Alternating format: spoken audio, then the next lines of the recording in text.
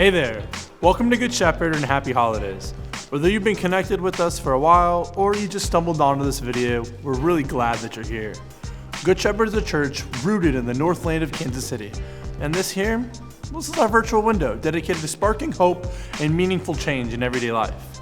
Here you'll find full messages, stories from our community, and tools to help you grow at your own pace, wherever you're watching from.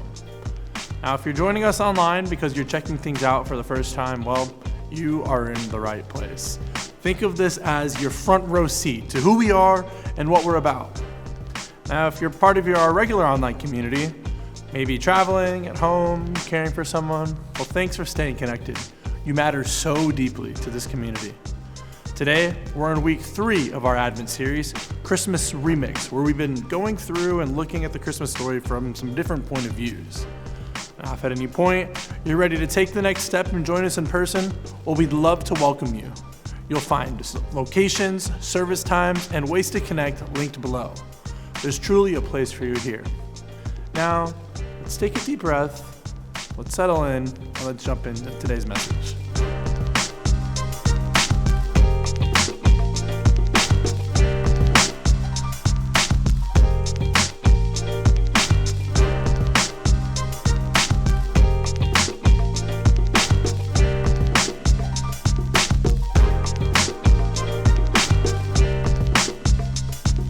Hey, thanks so much for joining us today. My name is Matt Fulmer. I'm the lead pastor, and I'm just really grateful you're tuning in.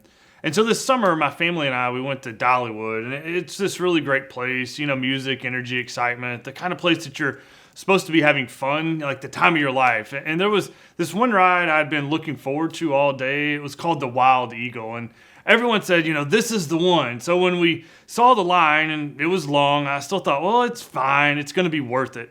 And so we got in line, and you know how these theme park lines go, right? You move a few steps, and then you stop, a few more steps, and you stop again, and then you round a corner, and you think, well, this is it. Maybe you then realize, nope, it's not it.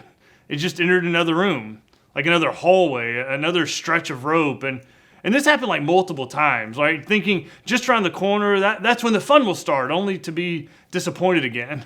And in the middle of all that noise and supposed fun, I felt something I didn't expect. Not frustration, just this quiet realization that was supposed to, this stuff was supposed to be amazing. I'm at a theme park with my family, and I'm supposed to be having a great day, but at that moment, it just felt like a normal, Tuesday. Like I was surrounded by all this fun, yet I was just stuck, kind of bored, waiting. And it hit me, this isn't just a theme park kind of thing. This is a life kind of thing. A lot of us know what it's like to live in that space, right? Not in crisis, not overwhelmed, just sort of bored, doing the same things, having the same conversations, carrying the same responsibilities. And you keep thinking, maybe the next season will be different. And then like a theme park line, you're around the corner and it looks exactly like the last season. Nothing's wrong. Your life works, but the wonder is gone. Maybe your joy feels thin and you're tired of waiting for something to finally feel new again. Even at Christmas, sometimes, this is like our joy season. Some of us feel exactly that. Fine, functioning, but just kind of flat. And that brings us to our current sermon series called Remixed Christmas. See, because when you remix something familiar, you don't really throw it out. You listen to it differently. Same story, same melody, but suddenly you hear something you hadn't noticed before. If you joined us in week 1, you know that Mary showed us how God sometimes moves through the unexpected. And then last week, Joseph reminded us that peace comes through trust instead of control. But today's story is a little different. Today's story is for anyone who may feel stuck, like they're in the middle, not overwhelmed, not devastated, just quietly longing for life to feel alive again. And if that's you, then the shepherd's part of the story may be exactly what you need. See, this happens in Luke chapter 2, starting in verse 8. It says this. It says, nearby, shepherds were living in the fields, guarding their sheep at night. Now, this is just one verse, but I want to pause here because there are a few important details that we just don't want to rush past. See, right before this, Luke tells us that Mary and Joseph, they traveled through Nazareth down to Bethlehem, and it's a long journey, about a week on foot. And when they finally arrive, the city's packed with people. There's no room for them in the inn, so they end up staying in what's basically an ancient version of a garage or like a side room where animals are kept. And it's there, in that cramped makeshift space, that Mary goes into labor and she gives birth to Jesus. It's this quiet, intimate moment, with mother, father, newborn child, no crowd, no ceremony, no noise, just the beginning of the story. And then almost like a hard cut in a movie, the scene shifts. Right? Luke pulls the camera away from that quiet, sacred moment with Mary and Joseph, and suddenly we're not in the home anymore. I mean, we're still in Bethlehem, but now we're out in the countryside, just outside the city. It's an open field, cold air, dark sky. And we're introduced to a new set of characters, the shepherds. And what's striking is how little we're told about them. No names, no backstories, no personalities, just their job. They're outside in a field doing what they've done yesterday, and the day before that, and the day before that. I mean, they're watching sheep. They're guiding sheep, protecting sheep, moving sheep from one patch of grass to another. And it's steady work, predictable work, necessary work. But it's also the kind of work that blends together after a while. Right? It's often boring work. Same field, same sheep, same sound, same responsibilities, day after day after day. And at some point you can imagine what starts to settle into their life. Not panic, not crisis, just dullness, like numbness. And that's where Luke places us. Not with kings, not with crowds, not with people whose lives feel, exciting or dramatic, but with everyday people in an uncelebrated moment doing nothing, or doing nothing really that's noticeable, mostly boring, living sort of hidden lives. And it's into that routine, that sameness, that quiet numbness, that's where God shows up.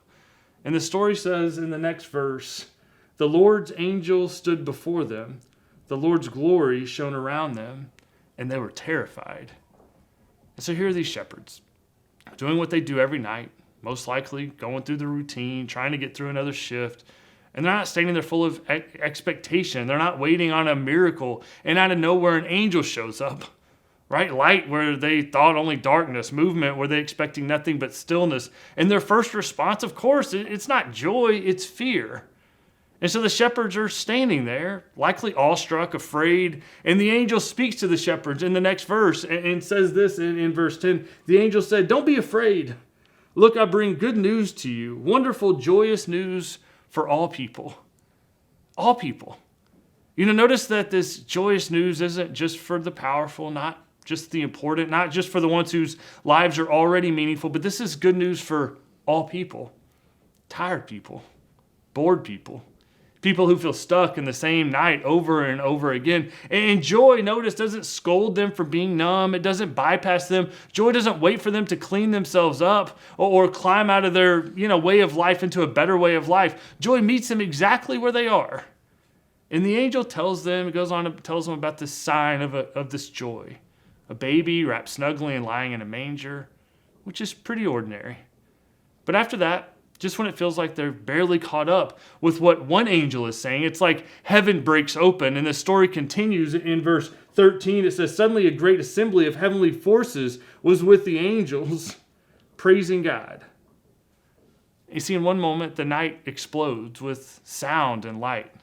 And for the first time in a long time, here are these guys who've lived in boredom and monotony, experience something bigger than the night, something brighter than their routine, something that tells them your life is part of a much bigger story than you've ever imagined. And then, just as suddenly as it begins, the sky goes quiet. It's over. The light fades, the songs end, the field is dark again, and everything's still there. The sheep are still there. Nothing has really changed, but something within them has. And we know this because something happens after the angel leaves. Again, the story says this in verse 15. It says, when the angels returned to heaven, the shepherds said to each other, let's go right now to Bethlehem and see what's happened. Let's confirm what the Lord has revealed to us. I love how straightforward this is. Notice they don't say, let's analyze this, let's debate what it means, let's form a committee and revisit this later. They just say, let's go and see. I mean, I love their curiosity and willingness to go check it out because something inside of them has awakened that says, maybe my life isn't done yet. Maybe this night isn't just another night. Maybe this field isn't the whole story. And so the next verse tells us that they left, right? That they in verse 16, it says they went quickly and found Mary and Joseph and the baby lying in the manger. And this feels so simple. No big speech, no spiritual language, no explanation. They go, not with certainty, not with clarity, but with hope. And what do they find? They find Jesus. After years of watching sheep, after nights that all blurred together, after living on the edge of everything that mattered, they're suddenly standing in the middle of it, not in a palace, not in something that looks impressive, just a young couple, a baby wrapped in cloth, lying in a feeding trough. And here's what gets me every time. You know, the sign wasn't spectacular. It was actually normal, ordinary even. Just a baby in a manger, something fragile, something small, something you can miss if you were looking for something epic. And yet, this is where God led them. And in that quiet, crowded little space, something happens that changes them. And for the first time in a long time, their lives don't feel small anymore. You know, these shepherds, they feel connected. They feel included. They feel caught up in something bigger than their routine. And Luke says in verse 17, it says, when they saw this, they reported what they had been told about this child, right? They go back and they tell the story, which means before they return to the fields or went back to the sheep, they go tell people, not because they were trained, not because they had all cleaned up their lives. They tell it because something in them had changed, because they had experienced a different kind of joy. And then the story of the shepherds ends with this verse, something that feels almost too honest to be hopeful. In verse 20, it just says, the shepherds returned home, glorifying and praising God for all that they had seen, and just that it had been told to them. Which means they just went back to the same work, the same responsibilities, the same rhythms, the same familiar life waiting for them. Remember, nothing about their circumstances has changed. No promotion, no spotlight, no dramatic exit from the life they already had. They just went back, but they went back different. They went back tired, but not empty. You know, they went back to familiar days, but not those days. Now those days were carrying something that they had never carried before. And I mean, now they had joy. Not loud spotlight joy, not once a year holiday joy, but steady, quiet joy. The kind of joy that settles into your bones and changes how you move through the same life you had before. The kind of joy that doesn't erase the familiar, it redeems it. The kind of joy that doesn't pull you out of your life, it meets you right in the middle of it. And this is the quiet miracle and the remix of the shepherds. You see, God didn't rescue them from their everyday life. God met them inside of it and sparked joy. Sparked joy in the ordinary. And so what does this mean for all of us? All this shepherd and joy talk, right? Standing in the middle of the Christmas season. I mean, the shepherds actually point us to a part of faith that we don't talk about very often, but one we live in almost all the year. Now, you may not know this, but the church has a calendar. Like, stick with me, but yes, an actual calendar. I brought a picture so you could check it out. Here's the church, or a fancier way to say it, the liturgical calendar. Now, of course, if you look at it, Christmas and Easter, they're a big deal. They're the high points in the church calendar. They're bright, they're dramatic, they're full of meaning and emotion. But most of the calendar, if you notice, isn't lived there. Check out the green in the picture. Most of the year is something called ordinary time. Yes, it's actually called ordinary time. And ordinary, doesn't sound very interesting, right? Even the name makes us uncomfortable because ordinary sounds small. It sounds dull. It sounds like nothing special is happening. And if we're honest, a lot of us spend our lives trying to avoid anything that feels ordinary, right? We want breakthroughs. We want highlights. We want the moments that help us feel significant, but ordinary time keeps showing up anyway. And here's the tension. Ordinary time is the largest part of the Christian calendar. Not because it's meaningless, but because it's where most of life actually happens. It happens in the ordinary. And we know this, right? Ordinary time, things like school drop-off, work deadlines, dirty dishes, doctor's appointments, soccer practice, bills, groceries, same routine, same calendar. And if we're honest, this is where a lot of us quietly lose our joy. Not because life collapses, but because nothing changes. And here's the temptation. The temptation we fall into when life feels like that. We start telling ourselves, well, joy will come later, when the season shifts, when the schedule clears, when the kids grow up, or when the job changes, when I finally feel different. And so we postpone joy to a future version of life. But the shepherds never waited for their lives to become more exciting before joy found them. Joy met them in the field, in the ordinary, in the repetition, in the ordinary time. And what they show us is that God does some of God's deepest work, joy work, when life feels most ordinary. So our invitation, your invitation, isn't to escape our ordinary life. It's to stop assuming your life has to change before joy can show up. See, sometimes the miracle isn't that your circumstances change. Sometimes the miracle is that God meets you right where you already are. And once we stop postponing joy to some future version of life, once we stop assuming that joy only comes after things change, the next question becomes this: how? How do we actually learn to see joy right here, inside the life we already have? Because the truth is, most of us don't need a new life. Instead, we need new eyes for the life we already are living. So then how? How do we cultivate joy in the ordinary days of our lives? Well, there are 3 practices that the shepherds give us.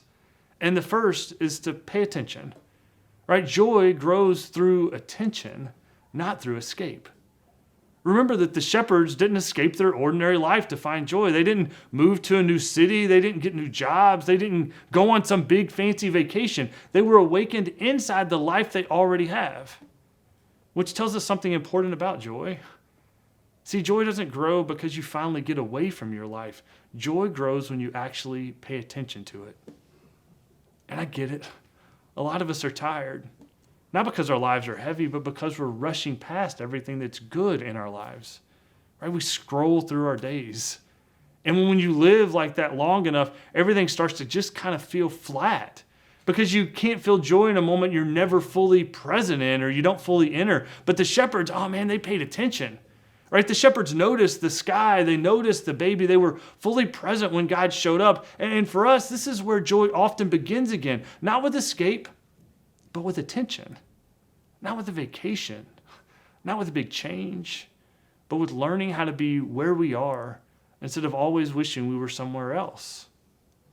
And so this week, I wonder how you can pay a little more attention. How can you be a little bit more present? Maybe pick one ordinary moment each day and pay attention differently. Maybe it's during a drive or a meal or a simple conversation or a quiet moment at night. Maybe don't rush it. Don't fix it. Just notice it. Because joy isn't loud. Instead, joy is quiet.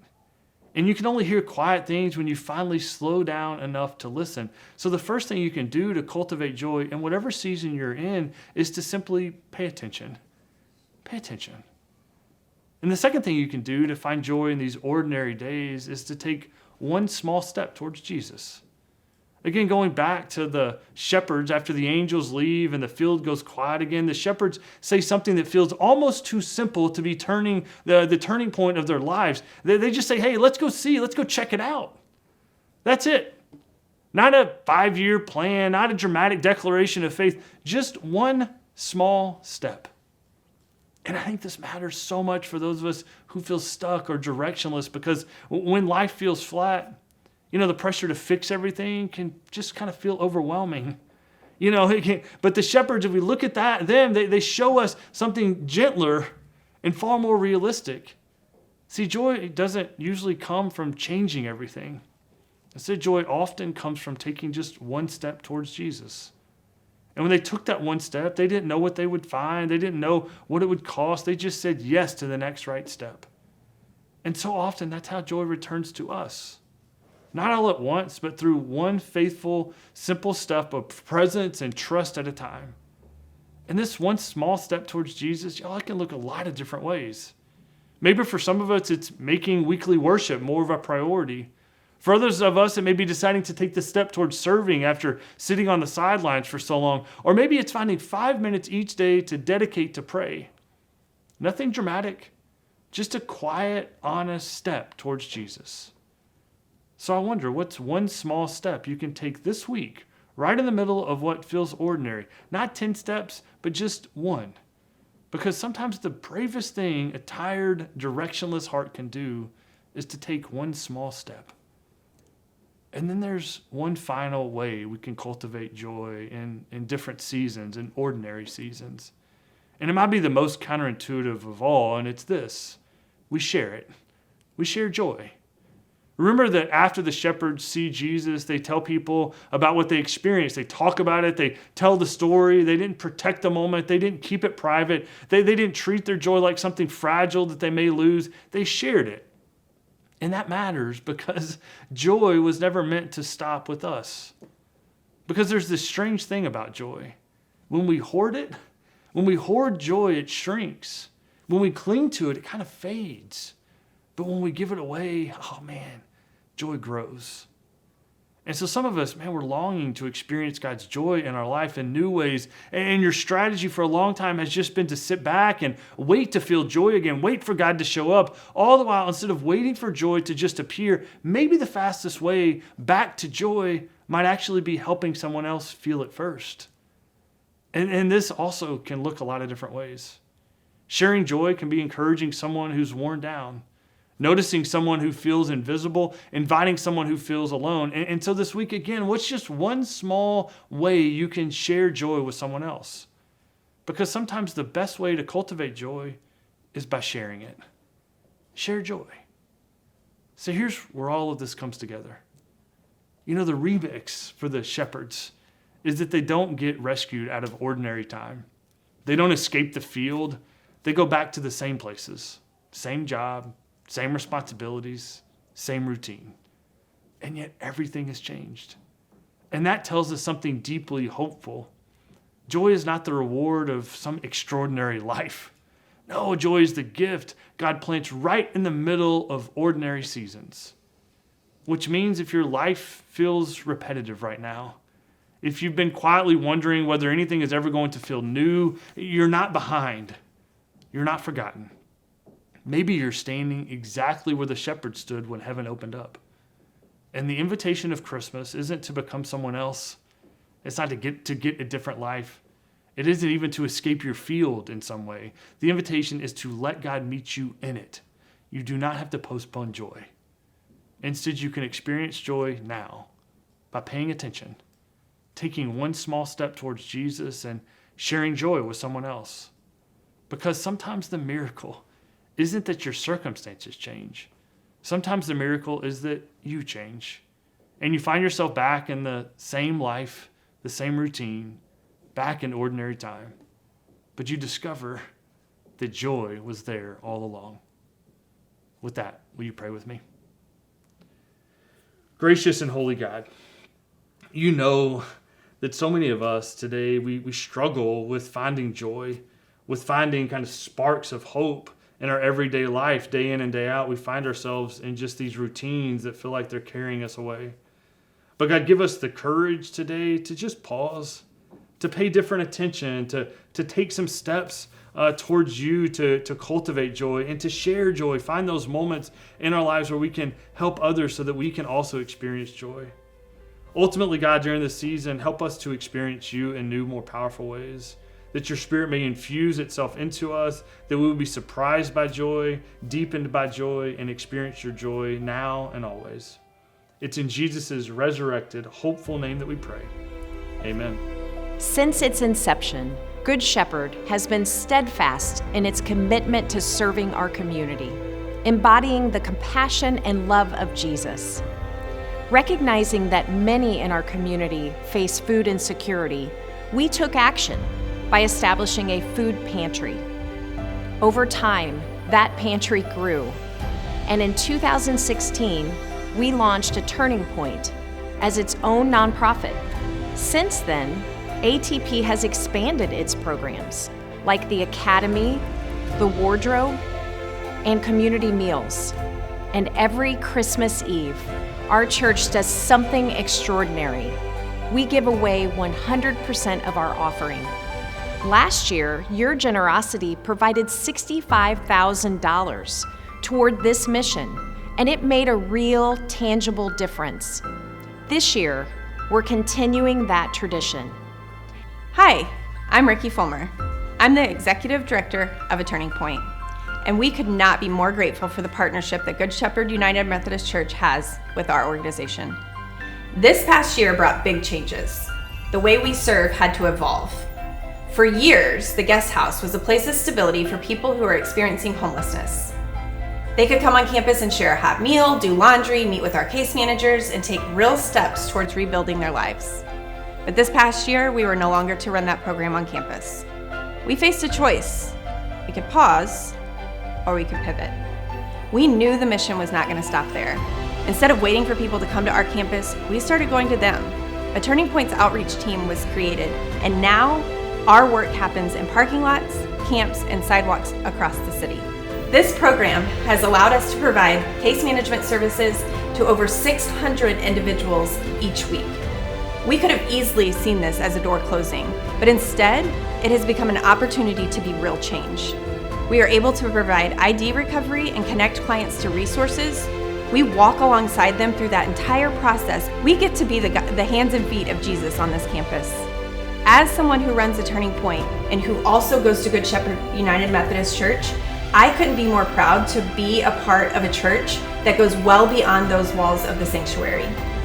You guys are allowing us to do work that makes change in people's lives and gives them hope. When you give, you become part of that impact. You help us show up week after week, turning compassion into motion. Your generosity keeps hope in motion. It fuels meals, it fuels connections, it fuels moments of transformation. Maybe you can't show up to the camps, but your generosity allows us to. When you give, you do not just fund change. You become a part of the Turning Point itself. Once again this year, we have the chance to be a part of that incredible impact. By giving generously on Christmas Eve, we can help A Turning Point continue to help and spark hope for our neighbors in meaningful, impactful ways. So as you prepare for Christmas this year, we hope you'll consider giving a gift that might just be the most meaningful gift you give all season. A gift God could use to ignite hope and bring lasting change right here in the Northland.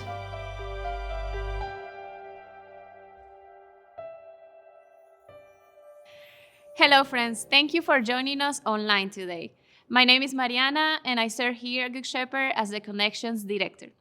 On Christmas Eve, we are able to give 100% of our offering to our non-profit partner, A Turning Point, who supports people in Kansas City who are facing house insecurity. That is only possible because of your consistent week-to-week generosity. Your giving through the year helps our ministries grow, cares for families, and allow us to make a real difference here in the heart of our community. Your consistency, it makes it possible for every Christmas dollar to go directly back to Kansas City. Today, you have the chance to be part of that ongoing impact. The ways to give are on the screen. And every gift supports the work that God is already doing in and through Kansas City. Together, we get to share Christ's love in ways that touch life and brings hope. Thank you for being a church that shows up, that gives faithfully, and that believes that God can do more with our gift than we could ever imagine. If you haven't had the chance to give yet, it's not too late. To be part of our vision of sharing hope here in the heart of our community, you are welcome to join us. Thanks for joining us today. If something that you heard sparked something in you, whether it be a thought or a question or a sense that there's more, well, we'd love to walk with you as you explore what that means. Good Shepherd exists to be a vibrant Christian movement here in the heart of our community, igniting hope and meaningful change for new generations. Now, the next best step it's simple. Come experience us in person. You'll find real people, you'll find real stories, and you'll find a place where you belong. You can learn more and find upcoming events, or you can plan your visit anytime at goodshepherdkc.com. We'd love to meet you and help you take your next step in faith.